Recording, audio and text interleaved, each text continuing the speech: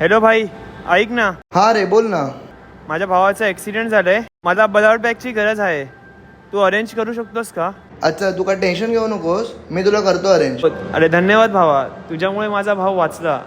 पण मला एक सांगशील का तू तू कसं केलंस? तू ब्लड बँक लगेच कशी अरेंज झाली? मी खूप वेळ प्रयत्न केला, माझ्याकडनं नाही झाली. अरे मी दर वर्षाला 2दा ब्लड डोनेट करतो, म्हणजे 6 महिन्यातनं एकदा. अरे पण रक्तदान करायचं कुठे? हे तर सोपं आहे खूप.